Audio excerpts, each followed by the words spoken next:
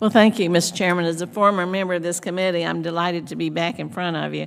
I'd like to address 3 issues today. First, veterans' access to marijuana. As a founding member of the Cannabis Working Group and the House Cannabis Caucus, I've fought to modernize our nation's marijuana laws. I'm a proud co-sponsor of the VA Medicinal Cannabis Research Act, and I thank this committee for its bipartisan support of that measure. As you know, the bill removes barriers to critical research on medical marijuana as a treatment for chronic pain and PTSD. Medical marijuana has the potential to help our veterans suffering from these ailments, and at a bare minimum, we should allow research on the topic.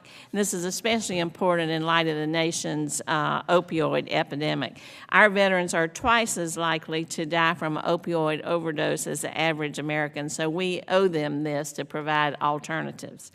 Second issue is the appeals process.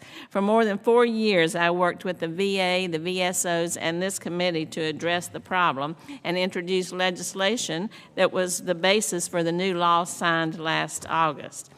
Just a quick story, one of my constituents waited 8 years for his appeal to be resolved. He was granted a 70% rating and retroactive pay of $134,000. Unfortunately, in the meantime, he'd hired a lawyer who took 30% of that retroactive settlement. This is not an uncommon problem. Many lawyers sign veterans' agreements and then promising them a percentage of the retroactive payment, and then they do very little more than just send the case to our congressional offices to resolve. So as you know, this remains a real priority for me. We need to get it right. It's important. We welcome input from veterans and veterans groups as we roll this out and put it into place. Final issue I'd like to address is the cruel and wasteful canine testing that's been conducted by the VA. Some of those experiments at VA facilities involve inflicting extreme pain on our canine companions with little or no relief. That's why Congressman Bratt and I introduced the bipartisan Puppers Act to address this issue. It also has the support of dozens of VSOs who recognize that this cruel animal testing is not the answer, especially when there are other more effective, less expensive technologies available.